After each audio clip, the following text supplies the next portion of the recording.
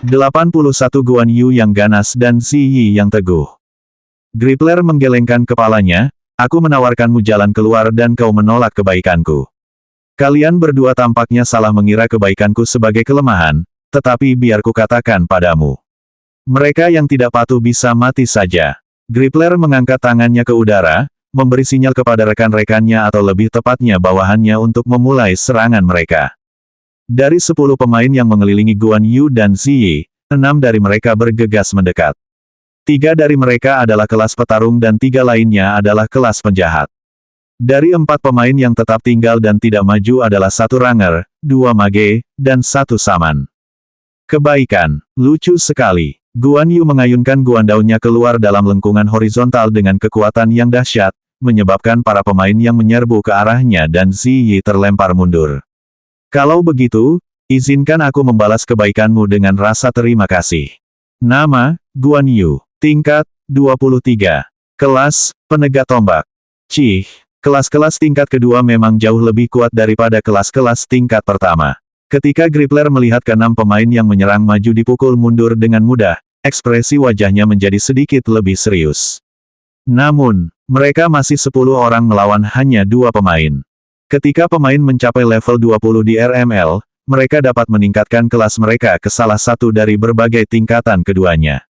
Misalnya, Guan Yu awalnya memulai permainan dengan kelas prajurit, tetapi setelah mencapai level 20, ia meningkatkan kelas prajuritnya ke salah satu opsi tingkatan keduanya, Spear Enforcer. Ada banyak arah berbeda yang dapat diambil pemain untuk karakter mereka dalam hal peningkatan tingkat kedua, namun, semua peningkatan tersebut memiliki satu kesamaan. Mereka memberi pemain peningkatan besar dalam kemampuan tempur secara keseluruhan dibandingkan dengan kelas tingkat pertama seperti Warrior atau Rock.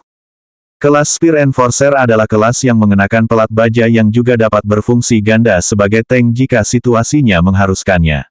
Tentu saja, mereka tidak dapat dibandingkan dengan kelas tank murni dalam hal menerima serangan, tetapi Spear Enforcer jelas mampu bertahan di posisinya sendiri. Jika seorang pemain ingin meningkatkan kelasnya, mereka diharuskan untuk menyelesaikan misi kelas tergantung pada kelas mana yang ingin mereka tingkatkan. Beberapa misi jauh lebih menantang daripada yang lain, tetapi hasilnya seringkali sepadan. Satu-satunya pengecualian untuk peningkatan kelas adalah kelas Combat Master. Combat Master tidak dapat ditingkatkan ke kelas tingkat kedua karena sifat unik kelas mereka. Namun, ini hanya sesuatu yang dicatat oleh pemain yang tidak pernah benar-benar mendalami kelas tersebut. Jika kau ingin hidup, maka lindungilah aku. Meskipun Ziyi yakin Guan Yu sedikit berpikiran sederhana, dia harus mengakui bahwa kekuatannya sama sekali tidak lemah. Baiklah, tapi aku hanya melindungimu karena itulah yang seharusnya dilakukan seorang pria. Guan Yu mengambil posisi bertahan dan tetap waspada terhadap ke-6 orang yang terdorong mundur. Mereka telah mendapatkan kembali pijakan mereka dan sekarang mencari celah yang tepat untuk menyerang. Ziyi melepaskan anak panah yang berada di tali busur dan membidik tepat ke arah dukun yang kini berada di posisi belakang kelompok demi perlindungan mereka sendiri. Dukun adalah kelas penyembuh dan karena sudah ada 10 lawan 2, tidak termasuk Grappler, berurusan dengan dukun hanya akan membuat keadaan semakin menegangkan. Blokir, sang dukun dapat melihat anak panah itu mengarah ke arahnya. Ia tidak terbiasa bertarung melawan pemain lain dan baru saja bergabung dengan kelompok ini. Jadi, tiba-tiba ia dipilih sebagai target membuatnya panik. Heh, kau pikir anak panah sederhana seperti itu bisa menembus pertahananku? Teruslah bermimpi. Grappler akhirnya bertindak dan melangkah di depan jalur terbang anak panah yang diarahkan ke Saman. Anak panah itu bergerak sangat lambat dibandingkan dengan cara anak panah biasa melesat di udara.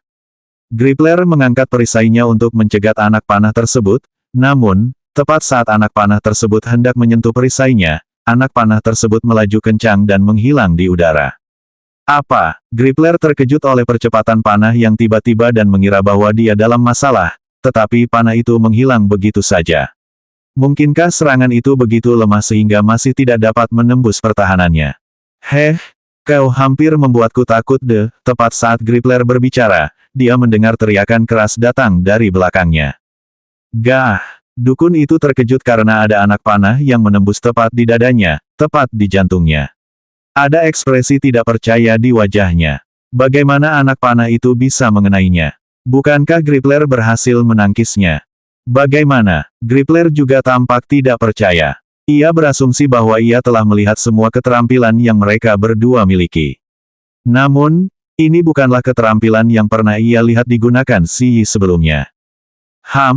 Aku belum selesai. Ziyi dengan cepat mengeluarkan 3 anak panah lagi dan menembakkannya ke arah yang acak.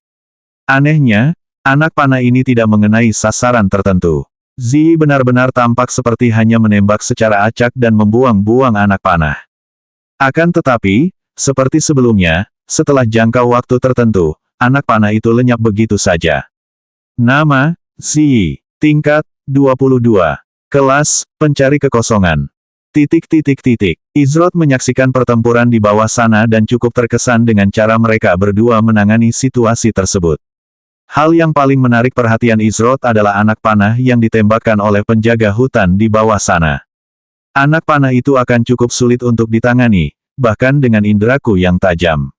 Namun, setelah 2 tembakan pertama, polanya menjadi sedikit dapat diprediksi sehingga aku tidak akan mengalami masalah apapun. Namun jika mereka mampu menciptakan pola serangan yang lebih kompleks maka ini adalah pertama kalinya Izrod melihat pemain lain bertarung satu sama lain.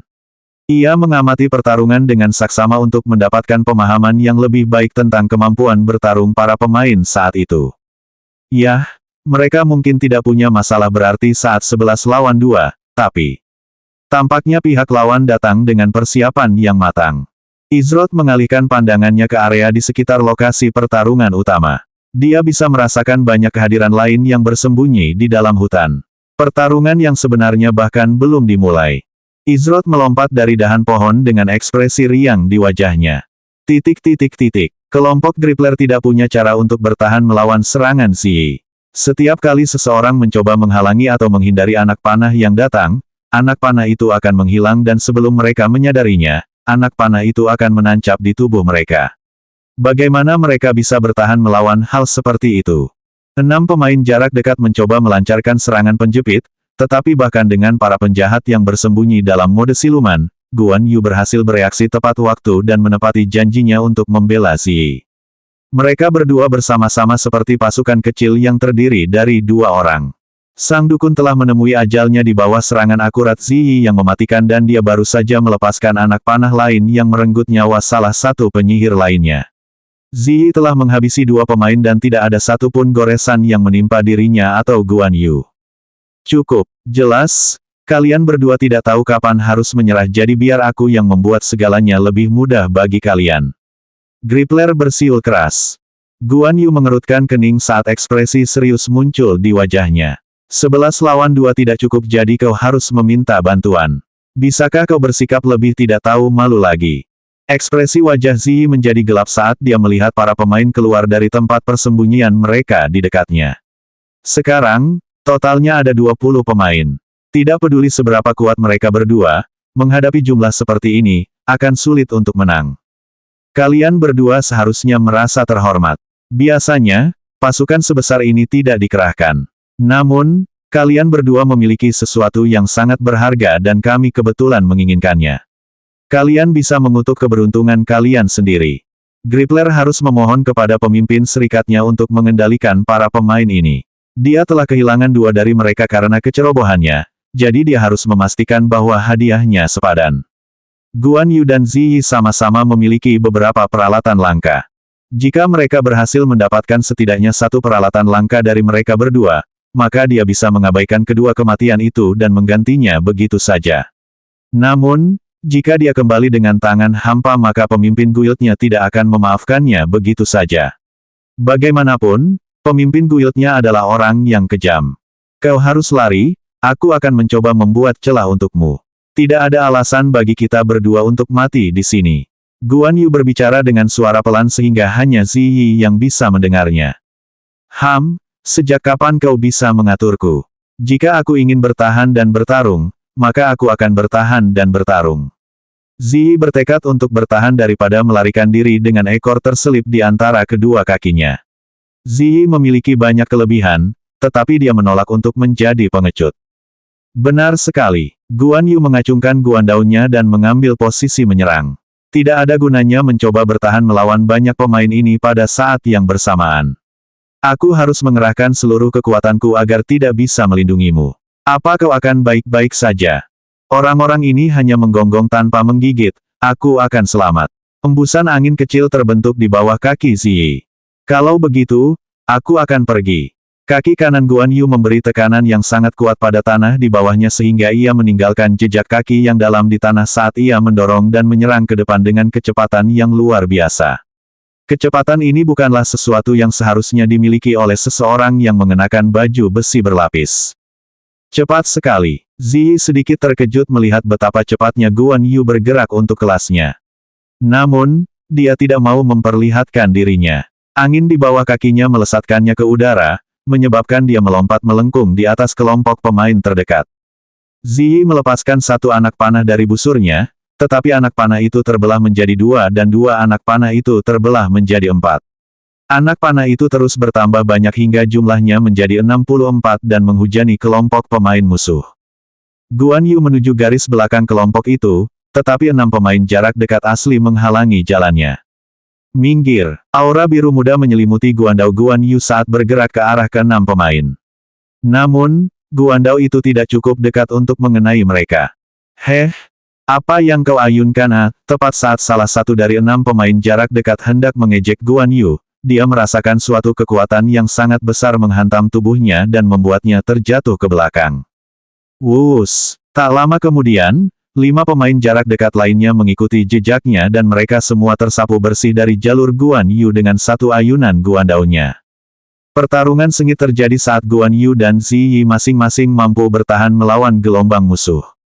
Namun, semakin keras mereka bertarung, semakin lelah pula mereka. Itu bukan kelelahan alami, tetapi kelelahan yang tampaknya disebabkan oleh faktor luar. Apa yang terjadi? Kenapa aku cepat sekali lelah? Guan Yu bertanya pada dirinya sendiri saat napasnya mulai tak teratur dan tak menentu. Biasanya, ia mampu bertarung dalam waktu lama tanpa merasa lelah, tetapi ia baru bertarung beberapa menit dan sudah sangat lelah. Ziyi bahkan dalam kondisi yang lebih buruk daripada Guan Yu. Dia mengalami kesulitan dengan tindakan sederhana seperti mengangkat busur panjangnya. Akurasinya juga menurun drastis dan dia gagal mengenai sasaran yang seharusnya bisa dia pukul dengan mata tertutup. Gripler menyeringai jahat saat melihat Guan Yu dan Ziyi bertarung melawan anggota guildnya. Teruslah berjuang, semakin kamu berjuang, semakin dekat pula kehancuranmu, gumamnya dalam hati. 82 Perlukah saya membantu Anda? Tidak perlu. Guan Yu dan Ziyi terus bertarung tanpa menyerah, namun, kelelahan perlahan-lahan menjadi terlalu berat bagi mereka. Secara total, mereka berhasil menyingkirkan 13 pemain. Ini termasuk 2 pemain yang dikalahkan Ziyi sebelum kelompok lain menampakkan diri. Namun, pengorbanannya besar karena Guan Yu dan Ziyi hampir tidak dapat bertahan pada titik ini. Hei, bisakah kau tetap bertarung? Suara Ziyi bergetar saat berbicara. Sulit baginya untuk berbicara saat ini. Dia tidak tahu apa yang sedang terjadi karena dia telah bertarung berjam-jam tanpa sedikit pun tanda kelelahan. Ini adalah sesuatu yang sama sekali asing baginya. Ziyi merasa sangat berterima kasih kepada Guan Yu. Meskipun mereka berdua belum pernah bertemu sebelumnya, Guan Yu tetap menjaganya di banyak kesempatan ketika kelelahan mulai menyerangnya. Tentu saja, Guan Yu berdiri tegak dan menancapkan Guandao-nya ke tanah di hadapannya. Suaranya mungkin terdengar meyakinkan, tetapi orang bisa tahu bahwa ia telah mencapai batasnya. Bahkan, jika ia mencoba bergerak, ia mungkin tidak akan mampu menjaga keseimbangannya dengan baik. Sekarang tersisa 8 pemain, termasuk Gripler, dan mereka semua mengelilingi Guan Yu dan Ziyi. Gripler memasang ekspresi yang sangat buruk di wajahnya. Kedua orang ini lebih merepotkan daripada yang ia kira sebelumnya. 13 pemain terbunuh oleh 2 pemain saja. Ini memalukan dan bahkan jika dia berhasil, pemimpin guildnya akan mempertanyakan kemampuannya untuk melaksanakan tugas secara efisien. Dia harus mencoba dan memanfaatkan ketidakberdayaan Guan Yu dan Ziyi dan meraup lebih banyak keuntungan. Sudah berakhir, namun, aku masih bersedia menunjukkan rasa iba. Lagi pula, aku tidak sepenuhnya tidak berperasaan. Aku akan memaafkanmu, dengan satu syarat. Gripler berbicara dengan nada suara yang sangat murah hati.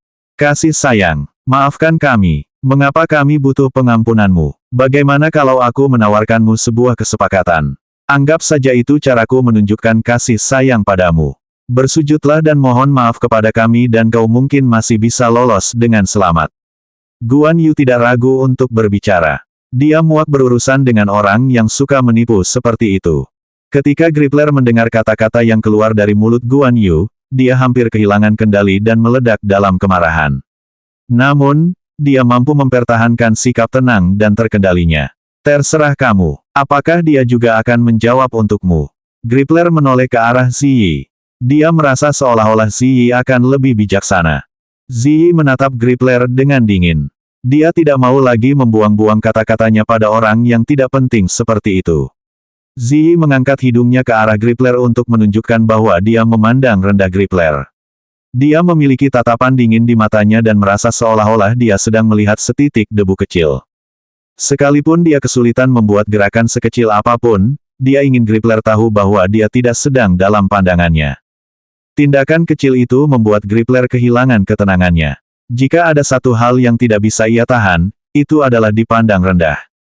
Bagus. Bagus sekali. Aku sudah lama tidak semarah ini. Sudah lama sekali sejak ada orang yang berani meremehkanku. Grippler tidak lagi menggunakan nada suara murah hati seperti sebelumnya. Sekarang, suaranya dipenuhi amarah yang tak terkendali. Jangan berpikir bahwa setelah aku membunuhmu sekali ini semuanya akan berakhir. Setiap kali kau meninggalkan kota, kami akan menunggu. Kau akan mati berulang kali sampai aku yakin kau telah belajar dari kesalahanmu. Aku sudah muak mencoba membujuk kalian berdua, dasar bodoh. Grippler mengangkat tangannya dan memberi perintah untuk menghabisi mereka. Guan Yu dan Ziyi sama-sama memiliki ekspresi muram di wajah mereka. Namun, tak satu pun dari mereka mampu mengangkat otot untuk membela diri. Semuanya sudah berakhir. Mereka hanya bisa menunggu hal yang tak terelakkan sekarang, kematian mereka. Tepat saat kelompok itu bersiap untuk memulai serangan, mereka mendengar teriakan keras dari dekat. Semua orang tampak terkejut saat mendengar teriakan itu, kecuali Grippler. Wajahnya menjadi sangat pucat. Semua orang menoleh ke arah teriakan itu dan melihat seorang pemain berkerudung tergeletak tak bernyawa di tanah sekitar 20 meter jauhnya. Rupanya ada pemain lain yang bersembunyi di dekatnya dan belum menampakkan diri.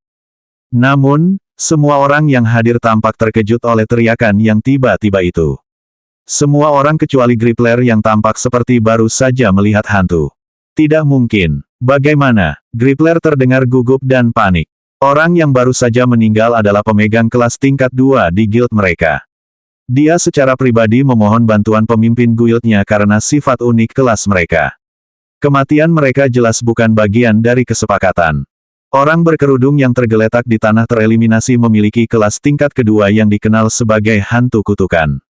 Spesialisasi utama mereka ideal untuk pertarungan pemain lawan pemain, namun, mereka tidak terlalu berguna dalam melawan monster di luar pertarungan bos. Kelas Curse Ghost merupakan opsi peningkatan dari kelas Mage. Fokus utama mereka adalah membombardir musuh dengan berbagai kutukan hingga mereka tidak berguna lagi. Satu-satunya masalah adalah kutukan biasanya membutuhkan waktu yang cukup lama sebelum efeknya terasa oleh pemain yang terinfeksi. Terlebih lagi untuk kutukan tingkat rendah, itulah sebabnya butuh beberapa waktu sebelum efek penuh mulai terlihat pada Guan Yu dan Ziyi. Kelas ini lebih merupakan pendukung daripada apapun dan jika digunakan dengan benar, bisa menjadi faktor penentu yang besar dalam pertempuran. Salah satu hal yang paling menakutkan tentang kelas Curse Ghost adalah tidak seperti kebanyakan kelas yang menunjukkan saat skill mereka memberikan efek status pada target yang dituju, kelas Curse Ghost tidak melakukannya. Itu berarti setiap kali pemain terkena kutukan, mereka sama sekali tidak menyadarinya hingga semuanya terlambat.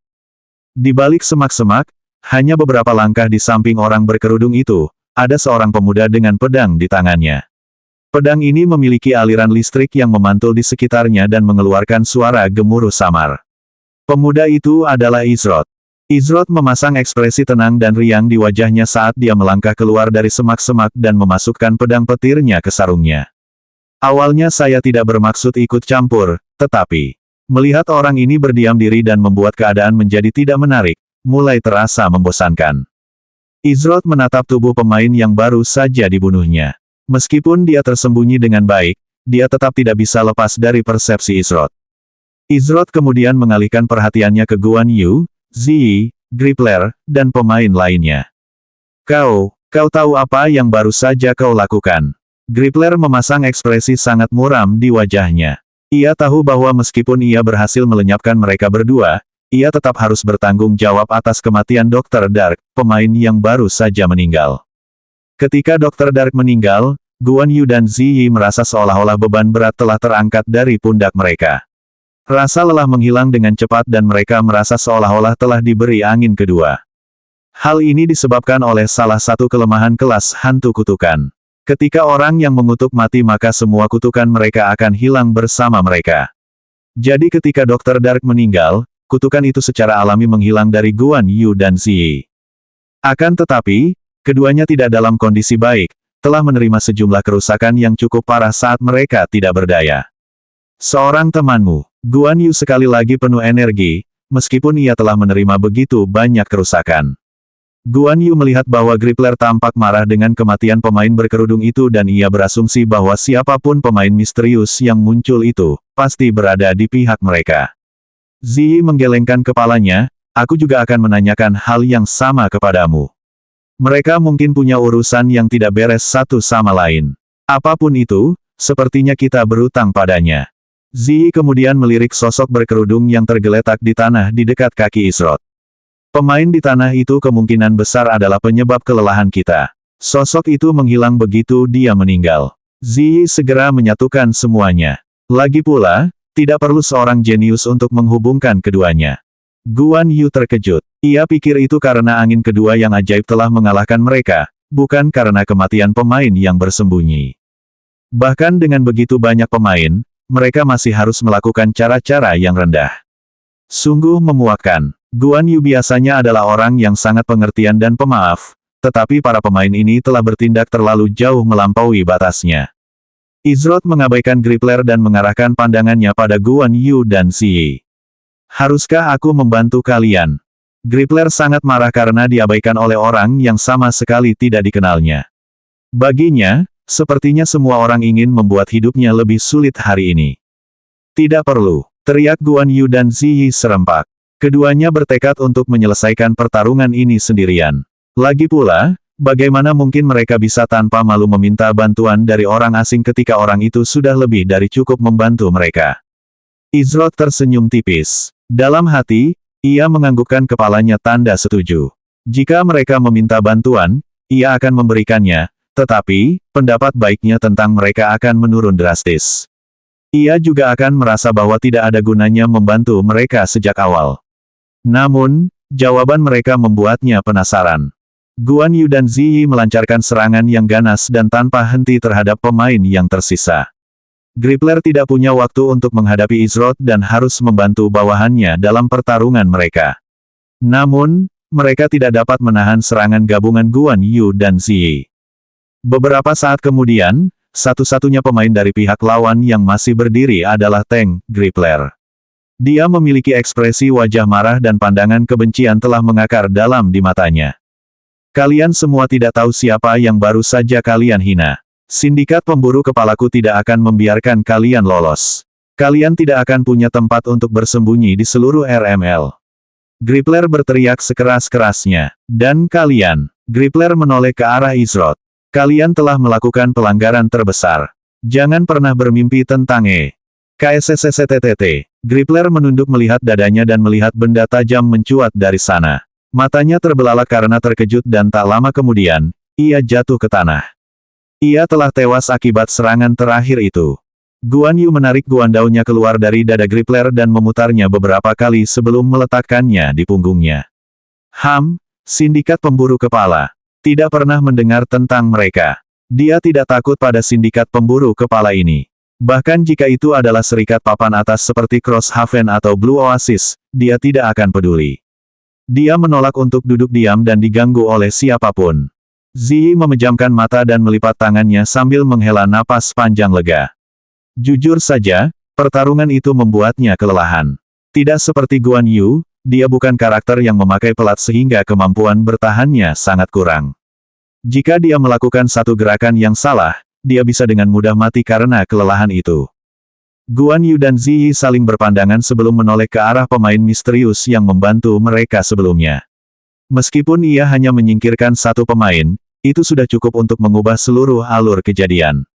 Jika bukan karena dia, mereka mungkin telah dibunuh oleh Grippler dan kelompoknya.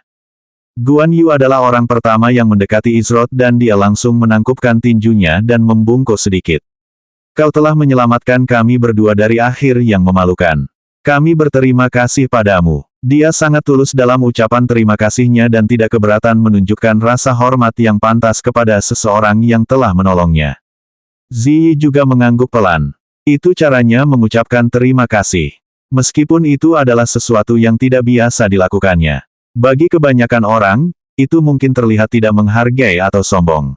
Namun, Izroth dapat melihat dari bahasa tubuhnya bahwa keduanya bukanlah hal yang benar. Izroth mengangguk pelan sebagai jawaban, saya hanya kebetulan lewat dan memberikan sedikit bantuan. Bolehkah aku tahu nama dermawan kita? Guan Yu berdiri tegak dan mengamati Izroth lebih dekat. Dia tidak dapat mengetahui kelas apa Izroth, tidak peduli seberapa keras dia mencoba. Dia juga tidak dapat membuat perkiraan kasar mengenai kekuatannya. Namun, Guan Yu punya firasat. Ia bisa tahu bahwa pria misterius di hadapannya bukanlah orang yang bisa dianggap enteng, meski dengan ekspresi yang begitu riang. Izroth menjawab dengan singkat dan sederhana. Begitu ya, Izroth. Nama yang sangat mulia. Guan Yu menganggukkan kepalanya. Namaku Guan Yu. Ia lalu menunjuk ke arah Ziyi, dan ia dikenal sebagai. Guan Yu terdiam sejenak. Ketika Izroth menyadari Guan Yu terdiam, dia menduga pasti ada sesuatu yang salah. Sebaliknya, Ziyi memiliki ekspresi dingin di wajahnya. Siapa namamu tadi? Guan Yu mengusap bagian belakang kepalanya sambil tertawa canggung. Izroth menatap kosong ke arah Guan Yu. Hanya ada satu pikiran yang terlintas di benak Izroth saat itu. Saya punya firasat dia dan Hals akan baik-baik saja. 83 Sindikat Pemburu Kepala. Dasar bodoh. Kalian semua, bodoh. Tugas kalian cuma satu. Kalian ada lebih dari 20 orang dan kalian masih belum bisa menghadapi dua pemain. Sampah tak berguna. Di suatu tempat di daerah terpencil di dalam sebuah bangunan kecil namun luas di ibu kota Amaharpe, Grippler dan sekelompok pemain yang tewas beberapa saat yang lalu semuanya berdiri di hadapan seorang pria yang berteriak marah kepada mereka. Bos Wen, saat kita di RML, kau akan memanggilku Volt. Berapa kali aku harus memberitahumu? Volt, orang yang dipanggil Grippler sebagai bos, menyerangnya.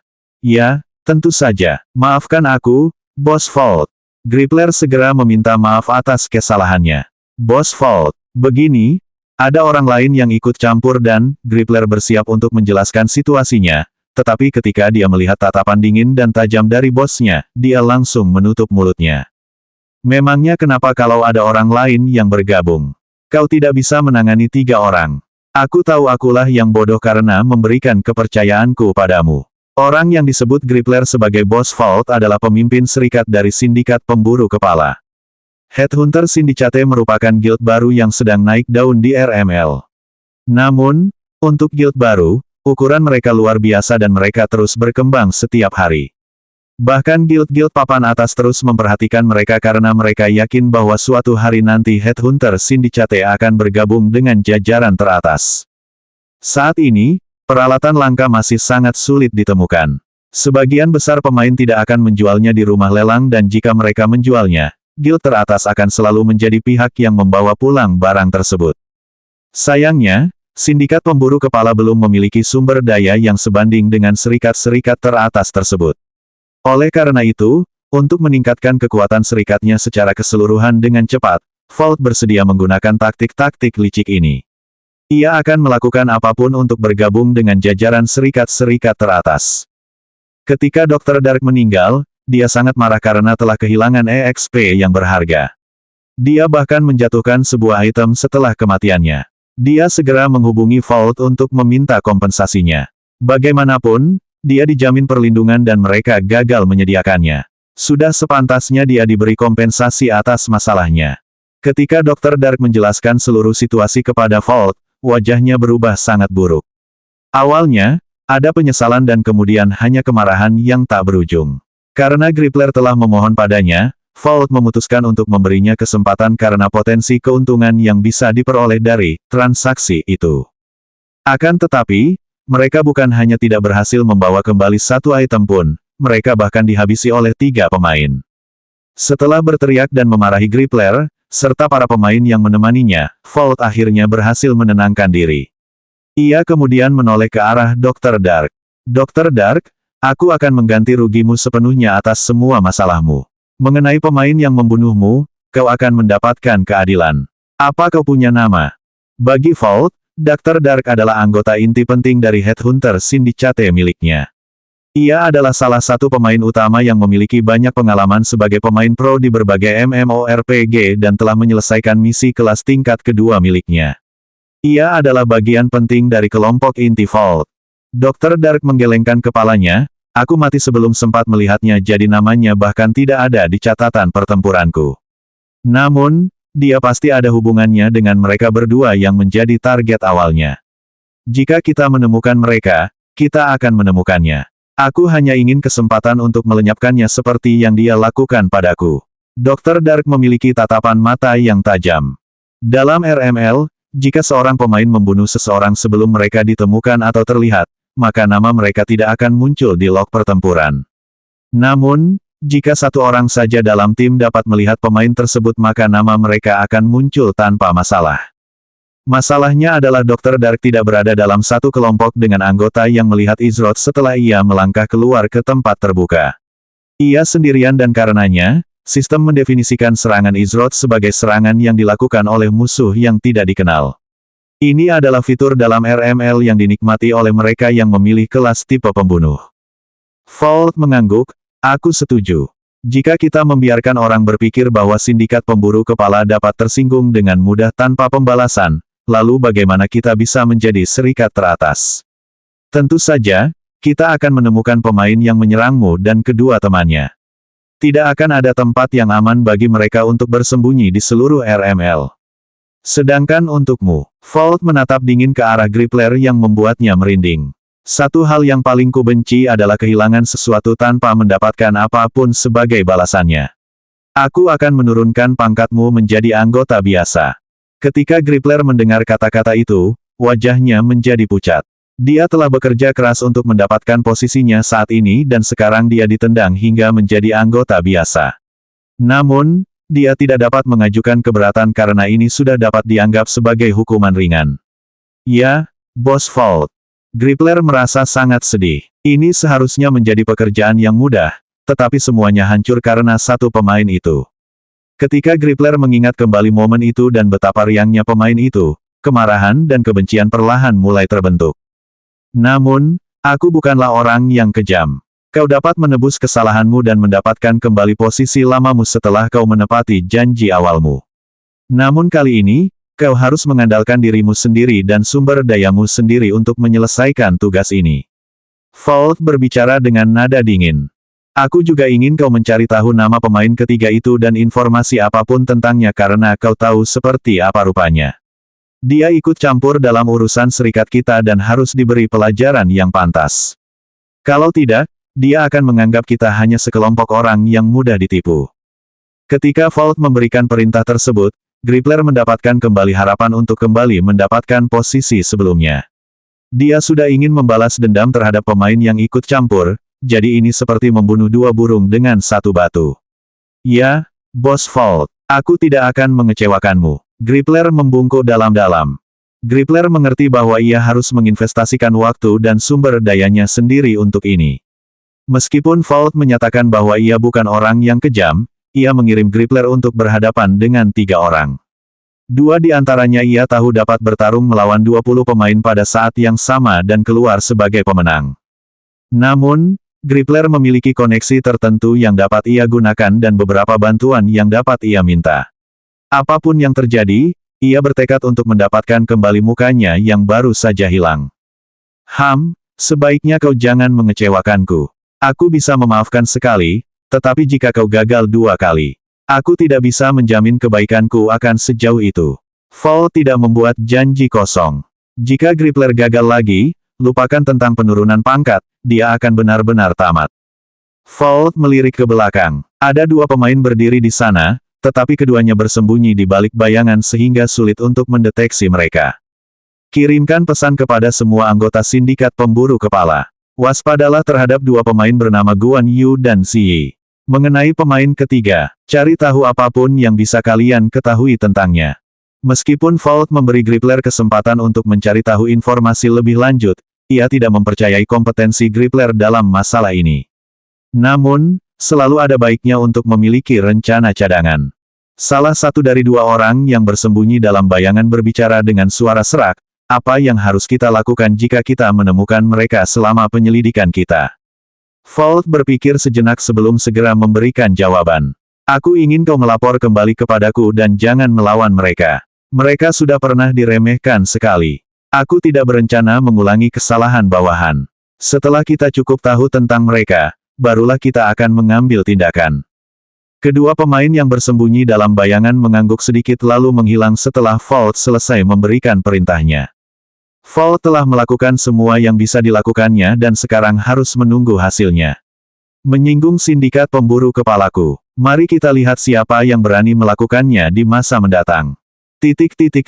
Ahahaha, aku tahu namamu sepertinya tidak asing. Soalnya aku sudah pernah melihatnya 2 kali sebelumnya. Jadi kamu Izrot itu, ahahaha. Guan Yu bersikap cukup bersemangat. Dia mencoba mencari tahu di mana dia pernah melihat nama Izrot sebelumnya dan yang mengejutkan, Ziyi lah yang menunjukkan di mana dia pernah melihat nama itu. Izrot hanya tersenyum tipis sebagai balasannya. Dia sendiri tidak percaya itu akan menjadi masalah besar. Dia memiliki rencana yang jauh lebih besar dan kedua hal itu hanya akan memberikan semacam fondasi kecil. Ketika Ziyi berbicara tentang penyelesaian bos dunia pertama dan penyelesaian ruang bawah tanah Solo, Guan Yu teringat kedua peristiwa tersebut. Kesan tentang Izrot meningkat 1 tingkat lagi ketika ia teringat fakta-fakta tersebut. Izrot, Guan Yu, dan Ziyi saat ini sedang dalam perjalanan menuju ibu kota Amaharpe. Guan Yu sangat mendesak agar Izrot ikut bersama mereka dan karena Izrot sudah menuju ke sana, dia tidak punya alasan untuk menolak tawarannya. Yang paling banyak bicara dari ketiganya adalah Guan Yu. Dia punya banyak pertanyaan dan sering mengoceh tentang kisah cinta 3 kerajaan dan melontarkan kutipan-kutipan acak. Namun, Ziyi justru sebaliknya. Dia sangat pendiam saat berbicara. Namun, dia tidak takut memberikan masukan tentang suatu hal atau mengoreksi ketidakakuratan apapun tentang sesuatu yang dinyatakan Guan Yu. Guan Yu tampak seperti hendak berbicara, tetapi dia ragu-ragu untuk melakukannya. Agak aneh mengingat betapa terbukanya dia saat berbicara dengan orang asing yang baru saja dia temui.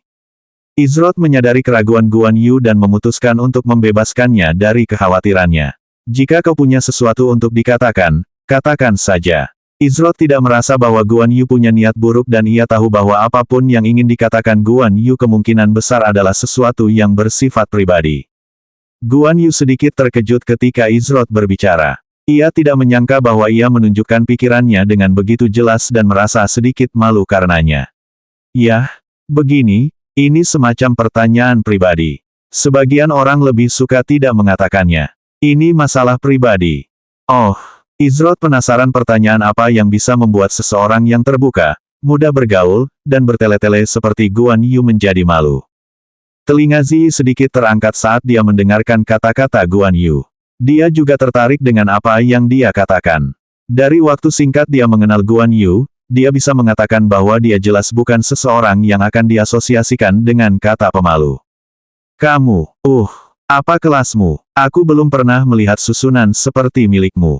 Aku hanya penasaran. Guan Yu tidak dapat menemukan petunjuk sekecil apapun tentang kelas Izrot.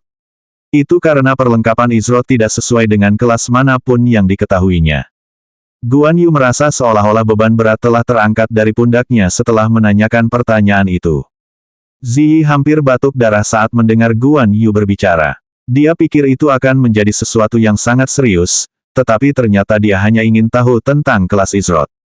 Bagaimana mungkin seseorang yang beberapa saat lalu bersikap begitu galak, bersikap malu-malu seperti itu?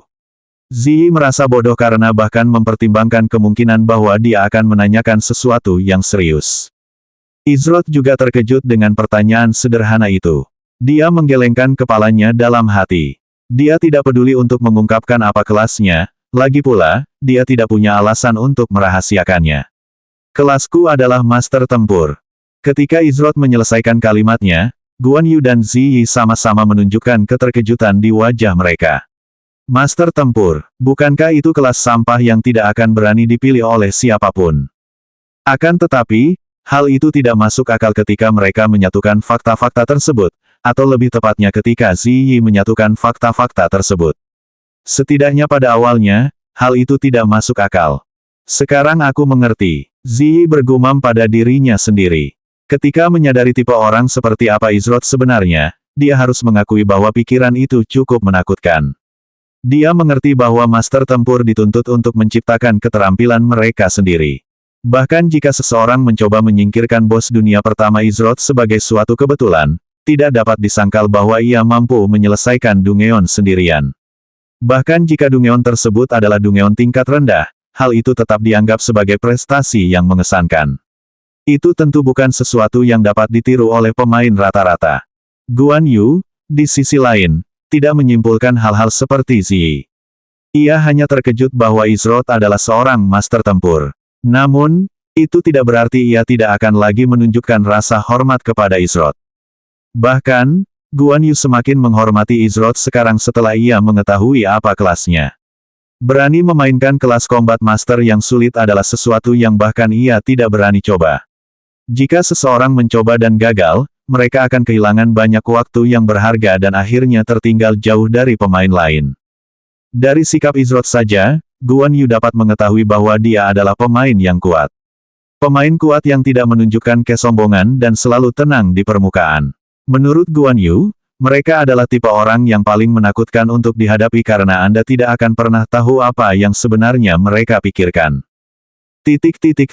Sekitar 20 menit kemudian, Izrod, Guan Yu, dan Ziyi akhirnya mencapai gerbang Amaharpe. Namun, ada sesuatu yang tak terduga yang menanti mereka saat mereka tiba. Wah, bicara tentang peningkatan keamanan. Mereka tampak kuat. Aku ingin melawan salah satunya jika memungkinkan. Guan Yu menjadi bersemangat. Ziyi menggelengkan kepalanya, tidak mungkin kau akan selamat dari satu serangan itu. Dia bisa tahu bahwa orang-orang terpilih itu adalah prajurit elit. Sepertinya sesuatu yang besar akan segera terjadi. Ziyi membuat tebakan yang matang setelah memeriksa gerbang kota Amaharpe. Izrod menyipitkan matanya saat mengamati pemandangan di depannya. Dia yakin ini ada hubungannya dengan bencana yang akan menimpa Amaharpe. 84 tenang sebelum badai bagian 1. NPC yang sebelumnya berjaga dan berkeliling di gerbang Amaharpe sudah tidak ada lagi. Sebaliknya, para penjaga baru ini membuat para penjaga sebelumnya tampak tidak penting jika dibandingkan. Mereka mengenakan baju besi berlapis merah terang dan wajah mereka semua ditutupi oleh helm berbentuk kepala naga. Masing-masing penjaga memegang tombak perkasa yang terus-menerus memancarkan aura berat di sekitar lingkungannya. Mereka semua sangat disiplin dan aura yang dilepaskan masing-masing penjaga secara pribadi sungguh menakjubkan. Ada kepala naga yang diukir di pelat dada kiri mereka. Bahkan dari jauh, pemain dapat mengidentifikasi NPC baru yang menjaga Amaharpe. Nama NPC, Pengawal Korps Crimson Elite. Tingkat NPC. Ada banyak pemain yang berlama-lama di luar gerbang saat memasuki Amaharpe hanya untuk mengamati penjaga baru yang ditempatkan di sana. Para pemain saling berbicara dan berspekulasi tentang mengapa penjaga baru muncul di gerbang Amaharpe. Penjaga-penjaga itu terlihat sangat kuat. Aku penasaran apakah mungkin untuk mendapatkan perlengkapan mereka melalui misi khusus. Kamu mendapatkan armor tingkat tinggi seperti itu. Teruslah bermimpi. Kita masih jauh dari level itu. Aku sudah level 17 dan aku masih belum bisa melihat level penjaga itu. Ditambah lagi, perlengkapan itu setidaknya berkualitas langka. Mungkin ada semacam acara yang akan segera dimulai. Salah satu pemain menggelengkan kepala sebagai tanggapan. Saya belum melihat pengumuman apapun di forum atau halaman acara resmi yang menyebutkan apapun tentang acara di Amaharpe. Tetap saja, itu tidak berarti tidak mungkin, kan? Tidak semua kejadian diumumkan. Tapi, aneh juga kalau penjaganya tiba-tiba berubah begitu saja. Saat para pemain terus mengobrol tentang topik penjaga baru, Izrod, Guan Yu, dan Ziyi menuju gerbang untuk memasuki ibu kota. Penjaga Korps Crimson. Aku pernah melihat lambang naga di baju zirah mereka di suatu tempat sebelumnya. Jika ingatanku benar, jumlah penjaga Korps Crimson tidak lebih dari 100. Mereka semua menjalani pelatihan yang menyiksa dan sangat sedikit yang memenuhi syarat untuk mengikuti ujian untuk menjadi penjaga Korps Crimson. Ziyi menjelaskan pengetahuannya saat ini tentang NPC baru. Bagaimana kau tahu tentang hal semacam itu? Aku bahkan belum pernah mendengar atau melihat pengawal Crimson Corps sebelumnya. Guan Yu penasaran bagaimana Ziyi bisa mendapatkan informasi ini. Dia sudah berkeliling Amaharpe dan tidak menemukan apapun yang berhubungan dengan mereka. Izrod juga tertarik mengetahui bagaimana Ziyi mendapatkan akses ke informasi tersebut. Ini bukan keberuntungan. Ini karena fakta sederhana bahwa aku benar-benar membaca. Selama kau membayar biaya, kau bisa memiliki akses langsung ke perpustakaan Amaharpe. Ada banyak informasi yang bisa diakses di sana dan bahkan beberapa rahasia tersembunyi. Tentu saja, semua pengetahuan yang sebenarnya ada di perpustakaan istana. Sayangnya, tidak ada cara untuk memasuki perpustakaan istana. Setidaknya, sejauh yang ku ketahui. Beruntung sekali kau berhasil mendapatkan informasi seperti itu. Tapi, sungguh mengesankan bahwa kau masih menyempatkan diri untuk membaca dan tetap menjaga levelmu tetap tinggi. Kata Guan Yu. Ziyi saat ini berada di level 22 dan dia berada di level 23. Level mereka saat ini lebih tinggi daripada pemain rata-rata. Bahkan beberapa dari mereka yang telah bermain sejak RML pertama kali diluncurkan secara resmi. Semakin jauh pemain RML menjelajah, semakin jelas dan nyata kesenjangan keterampilan antar pemain. Itu bukan keberuntungan. Aku punya apa yang mungkin disebut kebanyakan orang sebagai ingatan fotografis. Membaca beberapa buku tidak terlalu sulit. Ziyi mengoreksi pilihan kata Guan Yu yang keliru. Meskipun, Ziyi bersikap cukup rendah hati ketika dia mengatakan beberapa buku. Faktanya, dia telah membaca ratusan buku di perpustakaan Amaharpe dalam waktu yang sangat singkat. Keren sekali. Itu hampir seperti kekuatan super di dunia nyata. Aku selalu menginginkan ingatan fotografis. Guan Yu sedikit iri pada Ziyi. Ziyi menggelengkan kepalanya, itu bukan memori fotografis. Hal semacam itu tidak benar-benar ada. Sulit dijelaskan, tetapi, itu jelas tidak seperti melihat kembali gambar jelas yang telah kuambil dalam pikiranku. Begitu ya, tetap saja itu kemampuan yang keren. Ahahaha, Guan Yu mengacungkan jempolnya dengan riang. Namun, Izrod tahu bahwa ingatan fotografis itu nyata. Lagi pula, dia sendiri yang memilikinya. Namun, kata-kata Ziyi tidak sepenuhnya salah. Izrod mampu mengolah yang memungkinkan pikirannya bekerja secara berbeda dari pikiran manusia normal. Bagi manusia biasa, memiliki ingatan fotografis sejati adalah hal yang mustahil. Namun bagi seorang kultivator, hal itu semudah bernapas dan minum air. Kemampuan itu datang secara alami pada kultivator. Apakah ada hal lain yang bisa kau ceritakan tentang Crimson Corps Guard? Izrod ingin mengumpulkan beberapa informasi tambahan jika memungkinkan karena mungkin berhubungan dengan misi dunia yang telah diperolehnya. Atau, mungkin ada hubungannya dengan misi yang dipercayakan Terminus kepadanya saat ia pertama kali tiba di Amaharpe. Ziyi terkejut ketika Izrod bertanya padanya. Dia tidak banyak bicara sejak dia muncul di hadapan mereka. Dia biasanya bisa membaca orang dengan mudah dan mendapatkan pemahaman yang baik tentang karakter mereka. Namun, dia tidak tahu bagaimana mendefinisikan Izrod yang entah mengapa membuatnya terganggu. Dia tidak membiarkan pikirannya kosong terlalu lama dan menjawab Izrod. Aku tidak tahu banyak tentang mereka. Tapi aku bisa memberitahumu bahwa hanya 1 dari 10.000 orang yang bisa menjadi pengawal Crimson Corps. Jadi bisa dikatakan dari 1 juta orang, hanya 100 yang terpilih pada akhirnya. Selain itu, di luar keadaan darurat atau potensi bencana di seluruh kota, mereka hampir tidak pernah mengambil tindakan. Ziyi menambahkan. Izrod menganggukkan kepalanya untuk menunjukkan rasa terima kasihnya. Hanya dengan beberapa fakta itu saja, Izrod agak memahami betapa seriusnya seluruh situasi ini. Jika sebelumnya dia 99% yakin bahwa ini ada hubungannya dengan bencana yang akan datang ke Amaharpe, maka sekarang dia 100% yakin. Saya masih punya banyak waktu tersisa untuk misi dunia The Beginning of Beginnings. Jadi, kemungkinan besar ini ada hubungannya dengan misi yang saya terima dari Terminus. Meski pertanyaannya masih tetap, berapa banyak waktu yang tersisa? Izrod memahami bahwa misi yang diberikan oleh sistem tidak selalu mutlak.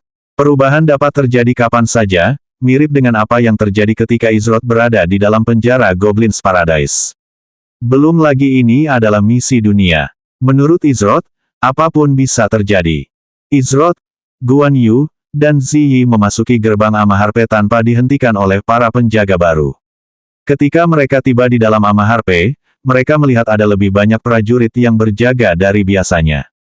Guan Yu menangkupkan tinjunya ke arah Izroth. Ada beberapa hal yang harus kuurus, jadi aku harus pamit dulu. Guan Yu berharap perjalanan ini bisa berlangsung lebih lama, tetapi ada sesuatu yang harus dia urus. Aku harus memintamu mengizinkanku untuk membalas budimu.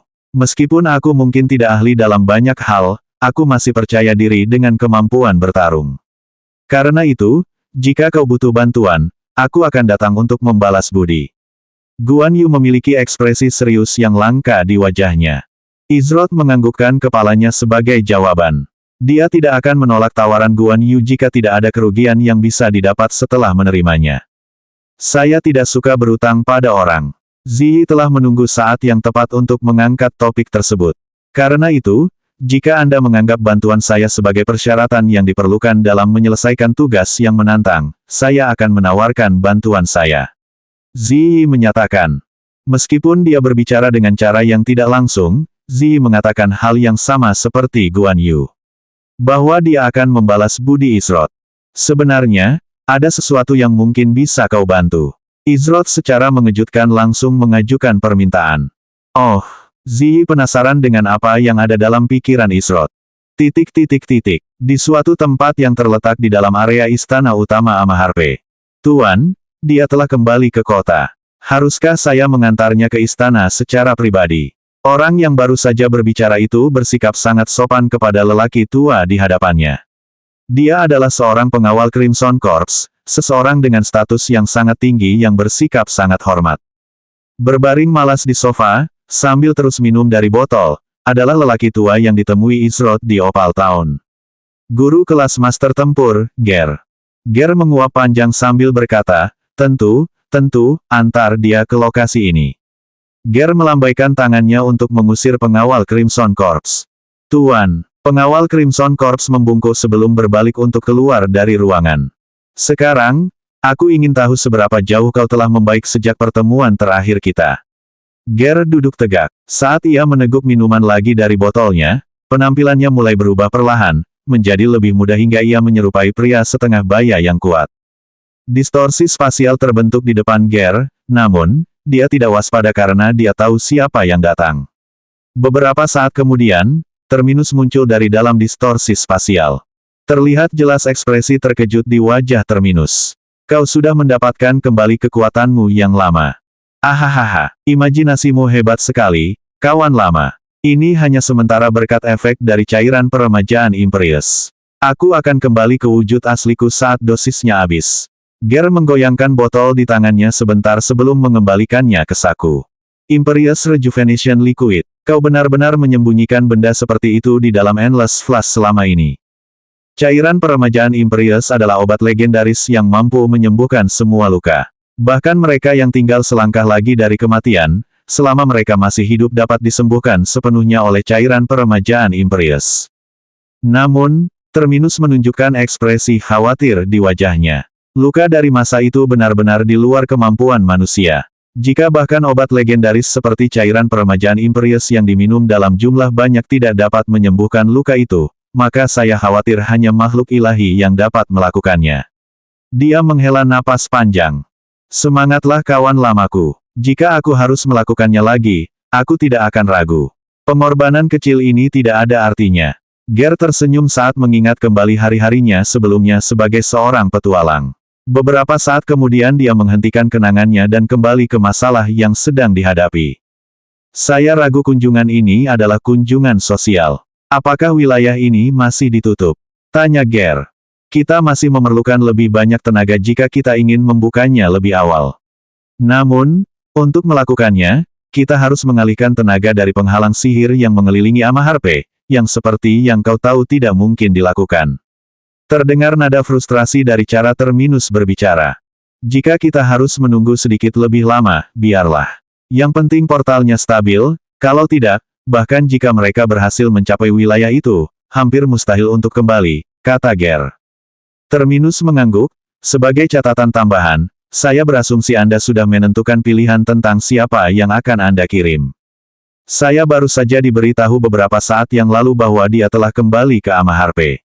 Dia akan segera tiba di istana ini. Ger menanggapi. Misi ini harus berhasil. Itulah satu-satunya cara untuk menjamin kelangsungan hidup Amaharpe dan seluruh warganya. Sudah sepantasnya dia tahu persis apa yang akan dia hadapi. Terminus memasang ekspresi wajah serius. Tentu saja, dia berhak tahu. Lagi pula, meskipun hadiah dari tempat itu berlimpah, harga kegagalan sama sekali tidak ringan. Ger mulai berjalan menuju pintu. Mau kemana? Terminus bertanya saat melihat Ger meninggalkan ruangan.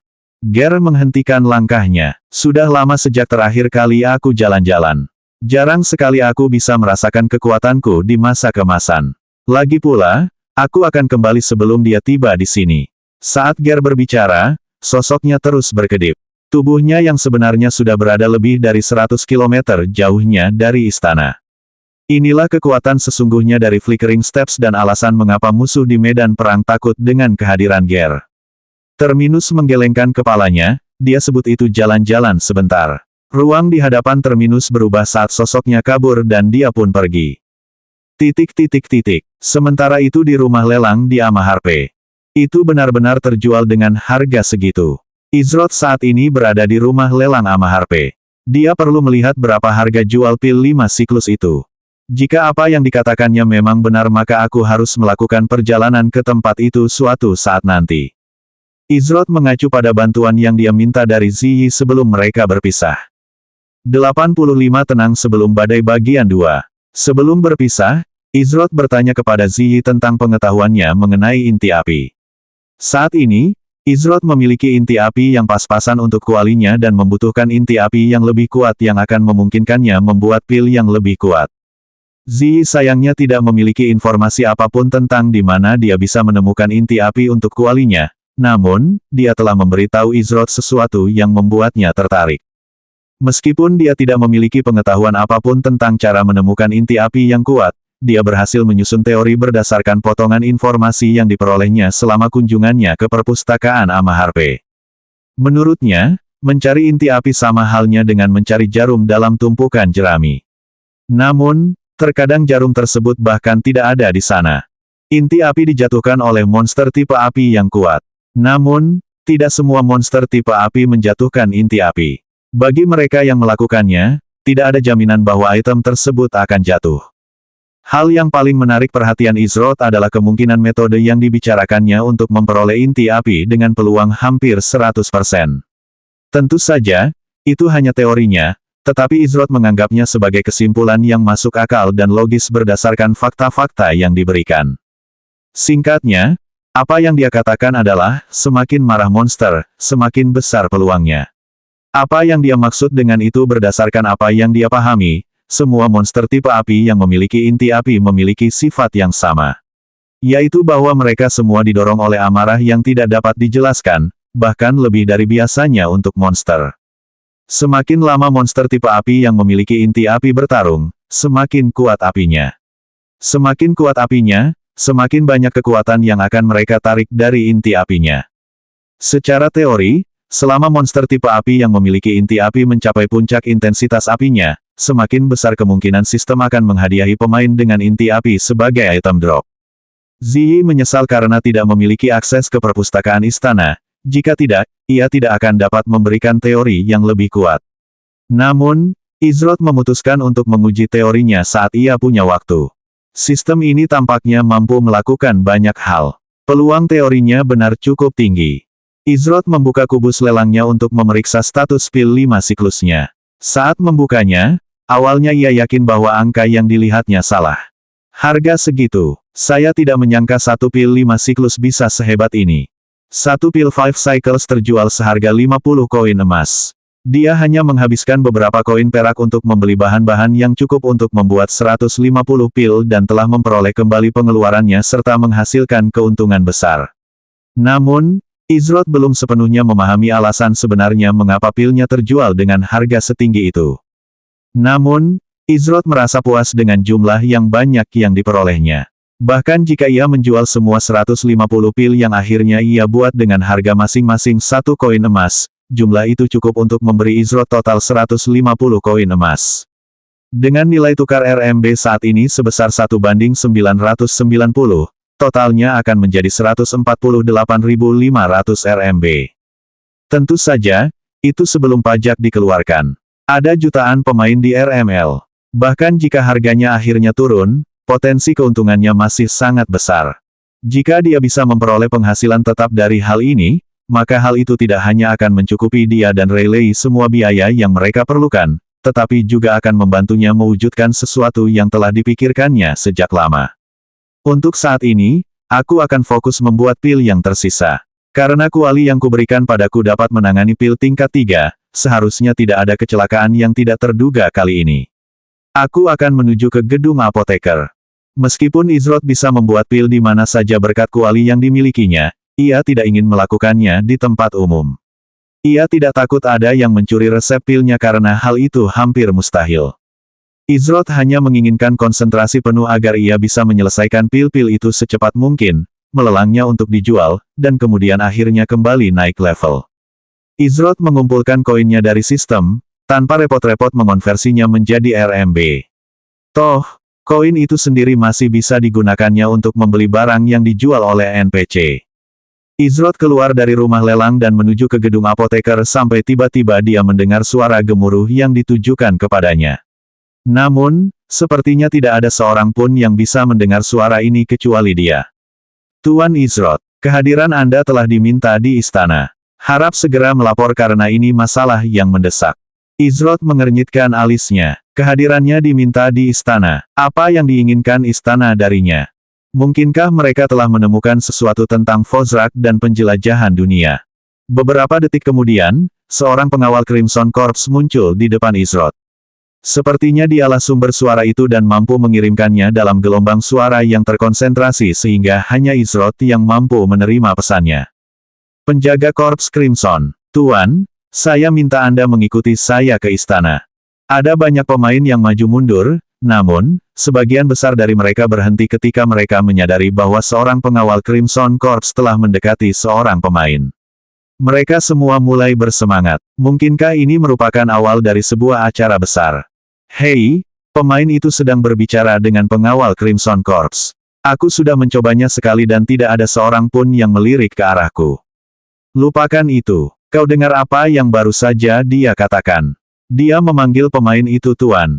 Seorang pengawal Crimson Corps yang kuat bahkan memanggilnya Tuan. Siapa sebenarnya pemain itu? Apa yang dia lakukan hingga mendapatkan rasa hormat seperti itu dari pengawal Crimson Corps? Dia pasti pemain super elit dari guild papan atas. Itulah satu-satunya penjelasan yang bisa kupikirkan. Para pemain semuanya sampai pada kesimpulan berbeda tentang situasi tersebut.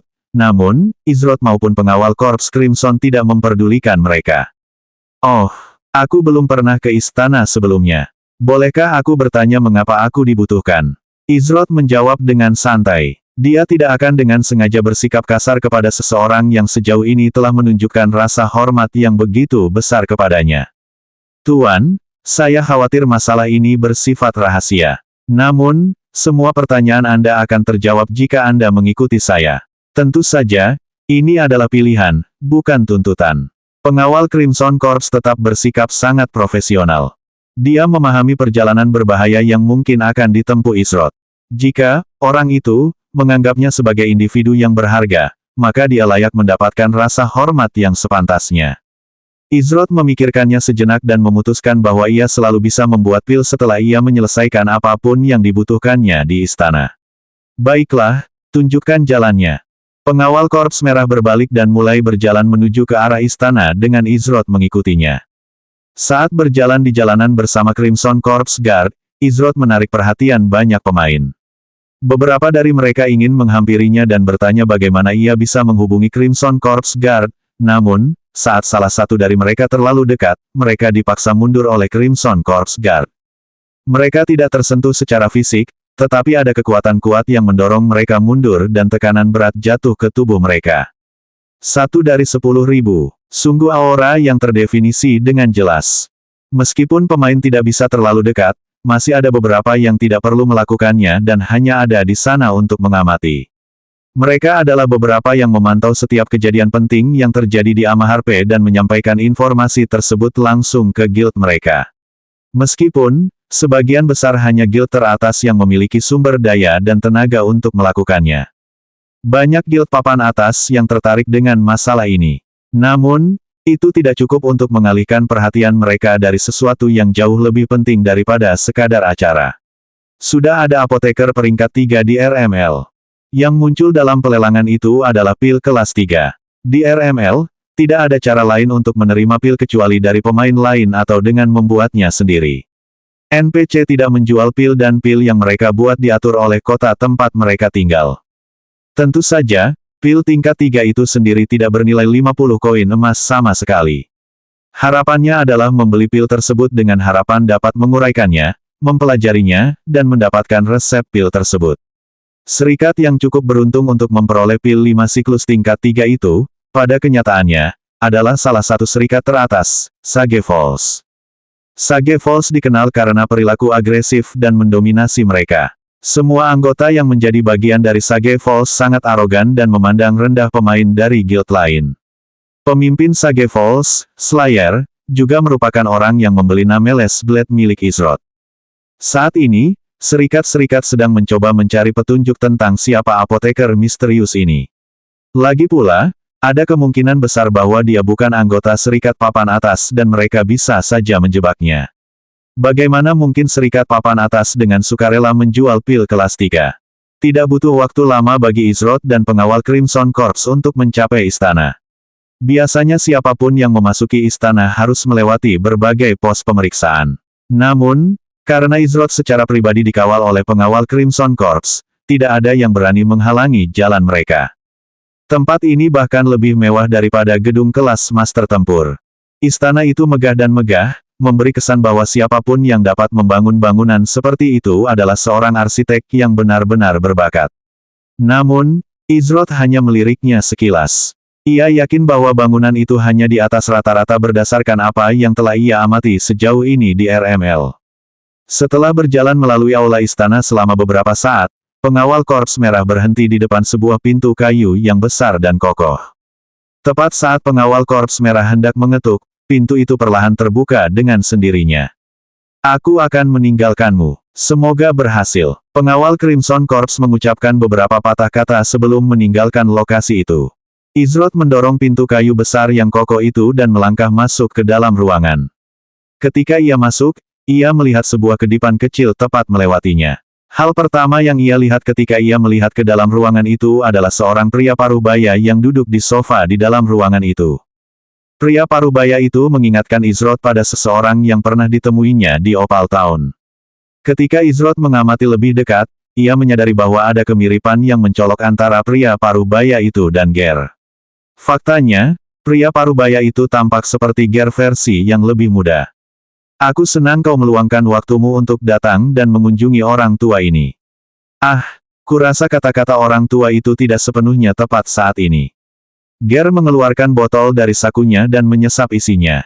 Dengan kata-kata dan tindakannya, Izroth sudah bisa menebak identitas individu di hadapannya. Kau tampaknya bersemangat, Ger. Namun, permintaanku untuk melakukan perjalanan ke sini agak tidak terduga. Izroth mempertahankan ekspresi riang di wajahnya. Ahahaha, semangat yang bagus. Semangat yang bagus sekali, anak muda. Sudah lama aku tidak merasa bersemangat seperti ini. Ini masalah penting, tapi mari kita bahas sedikit dulu. Ger tertawa terbahak-bahak. Tidak benar jika dia mengatakan dia tidak menikmati masa keemasannya dan itu tidak membuatnya bahagia. Setelah berbincang-bincang beberapa menit, Ger mengalihkan pembicaraan ke arah yang lebih serius. Nona muda tidak, Izroth. Aku punya permintaan pribadi. Kuharap jawabanmu memuaskan. Ger serius dan tidak ada tanda-tanda tawa atau main-main. Izroth menyipitkan matanya saat mendengar kata-kata Ger. Dia mengangguk sedikit, kau telah memberiku keterampilan dan senjata yang luar biasa saat aku tidak memiliki banyak hal. Jika kau memiliki permintaan, maka aku tidak akan berterima kasih jika tidak mendengarkanmu. Selanjutnya bab 86 tenang sebelum badai bagian 3.